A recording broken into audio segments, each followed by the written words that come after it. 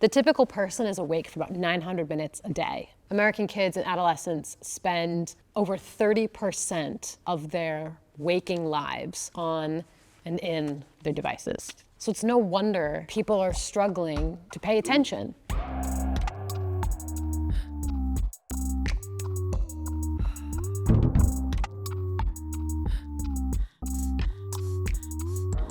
I started researching the attention economy and our relationship to our devices because I was seeing what my university students were going through on a daily basis. I would look out into the class and see them struggling to be mentally present in addition to physically present.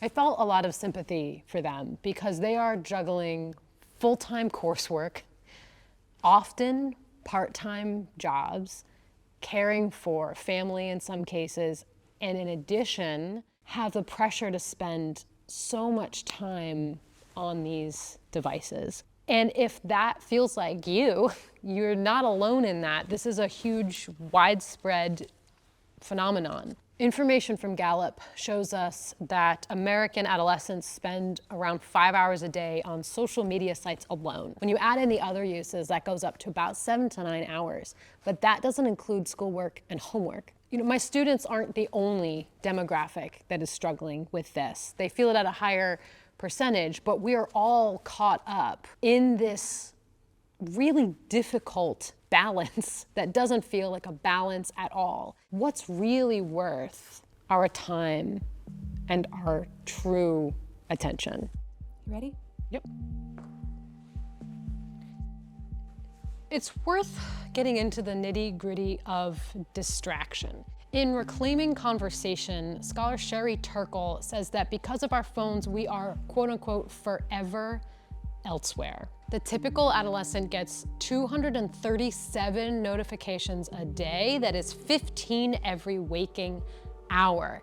And it is constantly, again, that continuous partial attention just there yelling at us. Researchers found that phone notifications significantly damaged performance on any attention-demanding task, even when, this is key, you don't view or respond to the messages.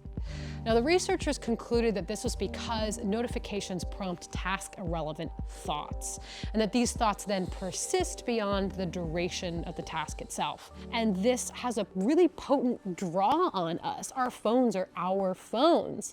Some research has indicated that signals from one's own phone, but not someone else's, activate the same involuntary attention system that happens when you respond to the sound of your own name. This can lead to constant self-interruption. Dr. Gloria Mark says that if you've spent long enough being interrupted in your daily life, you're going to start interrupting yourself even when you're set free from external interruptions.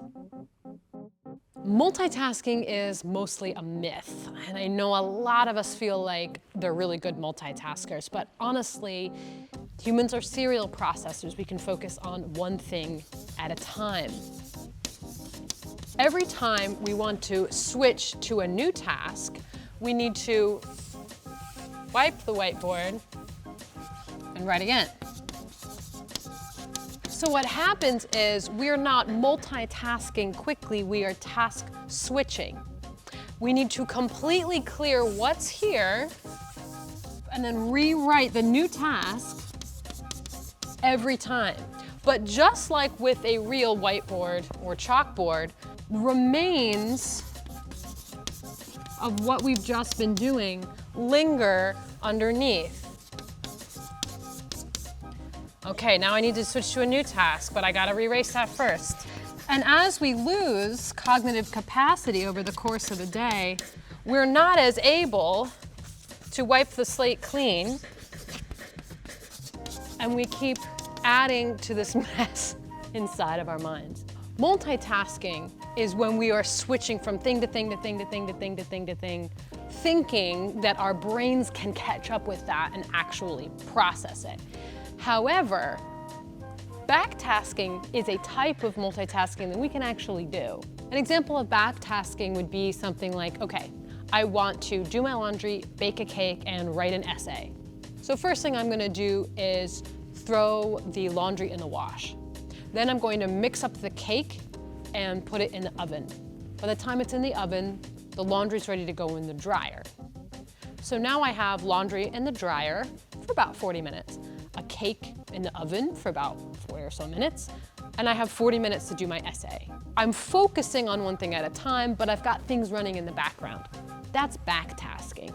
And it can be a really effective time management tool. But instead of thinking about multitasking, we should probably use the word task switching. One study tested students leaving instant messages up on their computer during a lecture, and they found that the additional time to complete the reading for the students who used instant messenger averaged 22 to 59% greater than the reading time for the other students. With each interruption, students experienced a delay or a bottleneck in their attentional resources. There's a processing time in there. It's called the psychological refractory period. This effect refers to ubiquitous and quite large, often slowing effect that happens when you try to perform two tasks close together in time. More emails, more reports, more Slack messages, more IMs, more tweets, more videos, and more news articles, and more slide decks, and more Zoom calls. That hasn't led to more great ideas. We can keep producing more and more and more information, but that just means there's more information for us to process. Scholars have identified 4 key costs to task switching. The first is the switch cost effect. This is the actual time it takes your brain to fully load a new task. The second is the screw-up effect. Right? We make more and more mistakes with each new task that we try to do. The third is creativity drain. And when you're constantly fending off distractions or switching between tasks, your brain doesn't have the processing time it needs to allow those two thoughts come together. You ever wonder why all your best thoughts are in the shower? It's probably because it's one of the only times we're not just constantly pounding our brains with multiple things to do at a time. The fourth effect is the diminished memory effect. When you are constantly switching between tasks, you remember the content of each less well. Remember that doing a task and checking your phone is multitasking. It feels like it's not to us because it's so normal to just be doing something and have your phone right here. That is multitasking. But there's a broader issue worth talking about as well. And I promise I'm not bringing this up because of my own bias. But we need to talk about diminishing reading skills. Because more and more, none of us have the attention or skills for sustained reading. And a lot of this is because when communication all around us is unremitting and chaotic, as Nicholas Carr writes, content is collapsing and we can't read as traditionally practiced. We also understand and remember less of what we encounter on screens. This has been proven in many, many studies. My worry is that all of this, the whole tone of distraction that we're battling, is that folks who were raised with iPhones or the internet don't know that this feels wrong, that this feels weird, that this is in fact alienating. I think most of us are feeling it. But I'm very grateful that I can recognize it and then turn on or access those deep reading skills or those deep concentration skills because I learned them when I was a lot younger. That foundation is kind of missing for people who were raised with smartphones. And a lot of this data that shows these drop-offs are these really drastic changes in learning and comprehension. That shift happens between 2007 and 2010 in particular, which is really when the smartphone took off. There's a reason that so many of these books are worth delving into. It's worth taking the time to follow an unfolding thought across a couple hundred pages.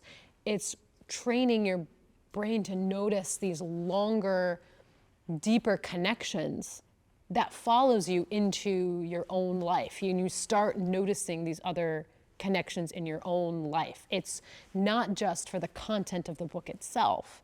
It's what it asks students to do. It's how we're training, or how they are training their brains to think deeply, to make connections.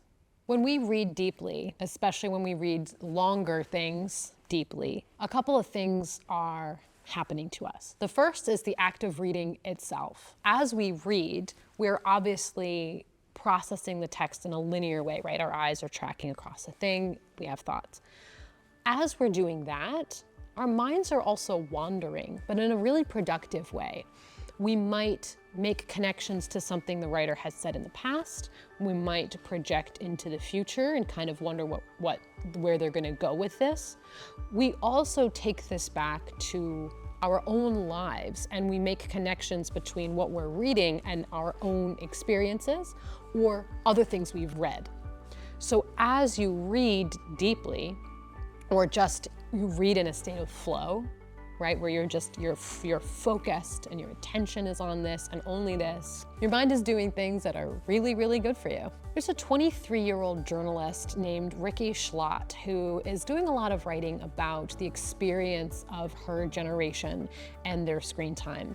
She writes that they're spending an average of 9 hours a daily in this screen time doom loop. It's because they're identifying holes in their lives, and that leaving any room for uncomfortable silence would be time to ponder why they're so unhappy, and that this is her writing, drowning it out with algorithmic white noise is far easier. She writes that we were the guinea pigs of the digital age. Listen, anything worth doing, any large project demands focus and attention, but the other moments in our lives deserve attention too. It's not just for big projects, but it's the moment-to-moment experience of living that is worth and worthy of attention.